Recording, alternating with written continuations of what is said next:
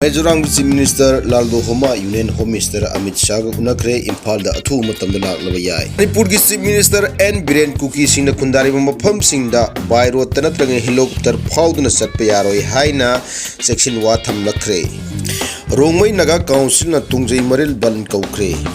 Senel asibi ingbil ba khwai punung bu taram oksari ngasigi maru alo pau sing miyam da pijari. Manipur da hujik tholi ba kanglop ki irang asigi matang da Mizoram ki Chief Minister Laldo Homa na mediator oiduna wari sanaba asi loisin lagani haina awang mathaki source amana ngarang phongdokraba matung Union Home Minister Amit Shah ga unaduna Manipur tholi ba irang asigi matang na su khanakre hairi Mizoram ki Chief Minister asina Union Home Minister Amit Shah ga unaraba matung da Kuki community gi mahut chiliba Indigenous Tribal Leaders Forum ITLF ka wari sanaduna Manipur gi irang asi loisinanaba mahaki maikai gi pangma yaba mateng pangge haibu wapam phongdok lam labasu Kuki Mar Mizo Jomi Singi Apunba Kuki Council haiba political platform ama semduna center ko wari sanabda kaunglop sing asigi mahut sinanaba thaurang taukre hairi adumakpu committee asi mapung phana sembagi aroiba pirepti August 3 pangtokani hairi oinamak Mizoram Chief Minister gi maikai degi Manipur gi wathok asiga mari lenana Union Home Minister Amit Shah na Kuki singi mahut sinanaba loop asigi ITLF ko oina wari sanahananaba Home Minister da taksilamle Maram aduna Manipur tholi birang asi losinna hona bada Kuki purup ki mahut sinba loop asi ITLF na oigedoribra natragana Kuki Council oigedoribra haibadu lekhai tadri amoromda Manipur tholi bukanglu ki irang asi loisin handuna santi oyphumda hanjilanna yana khongthang oina Mizoram Chief Minister Laldo Homa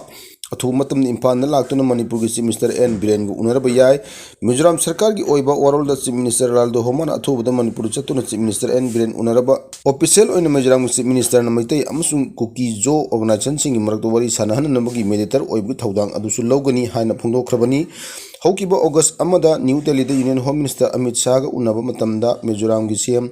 Laldo Homa Manipur gi Chief Minister na mahakpo Imphal na laknaba invite taramkhibani loinana invitation adugi matung ina mahaksu Imphal da chatnaba thaurang tawri haina phongdokhi Chief Minister Nongthoma Birena August 3 da Senapati da chatkadariba asi Kuki sina khundariba Kangpokpi district phauduna Chatpa Yaroi haina athingba thamlakre Chief Minister gi khongchat asi mapung oina Senapati district ta mapung oina development work sing pakhatpaga mari lena chatkadabani Village Volunteer Force Southern Hills ki Commander Black Ops Nathan Kuki haiba amagi mingda tholok pachirol aman hai mamang sahi 2023 gi May 3 dagi Manipur gi Chief Minister asi Kuki community gi Chief Minister oidre maramdi Chief Minister na mahaki pham asibu lan si naduna reserve forest Amadi reserve land gi mingda Kuki singi hak amasung lamuna na bagi thabak chatharakhi Kuki sing maru phone muthana ba tawsil amada Chief Minister na MP lesem ba sana jawa khosam naga Kuki amasung Meetei singi marakta yengthi hanana ba thorang pakhalakibani ngasi kanglop ani gi marakta amuk anataisna ba yararoi daba maramna Chief Minister amasung Meetei masa amatana Kuki sin khunda famda sangsinna bhondroi dabani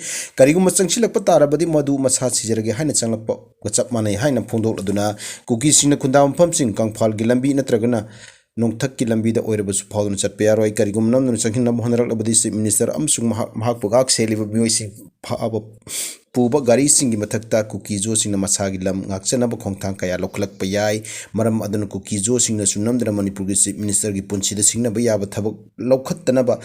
lokhatnaba sinbiganu madugi mahutta afaba yumronaba oina leminasi Chief Minister masamakna karambu mahai sinaduna Union Home Minister da ministry asigi makhada leba Assam Rifle sing Chief Minister na pamdre haidin lokhohalibano hojik DGP sindolaga arambai tengon gi luchingba oina Manipur gi DGP hapnaba Home Minister Dakshinanaba Phawba Yargani haina serol asina karemna duna wafam phongdroli Sursanpur district amasung Kangpokpi district leiriba khulsing asi kothoklaga None district ta chanhangadabani haiba demanda Rongmai Naga Council Manipur na lagliba August 3 dagi manga phawba National Highway 37 amasung tongjai mari lambida ban chatharagani hairi ban asi August 3 gi ahing nongjai dagi hauraga August 5 gi ahing nongjai phawba chathagani ban asida mahi masing tamba medical service water supply electricity amadi lining laison gi mari leinaba yauna essential service sing gi oinadi komthokani Rongmai Naga Council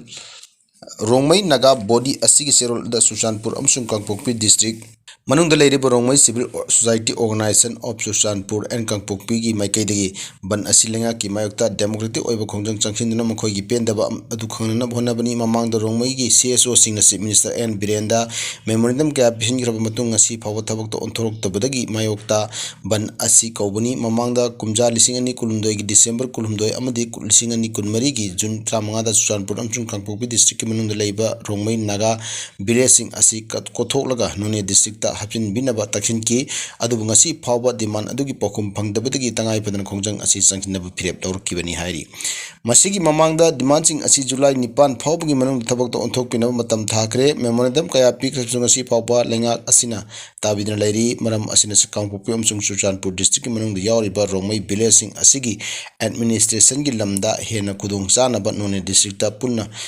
punanaba phirep lawdaba asina maram oiraga ban asi kaubani khongjang asi waklon manaba civil society organization sing mateng pangbiyo haina appeal toroli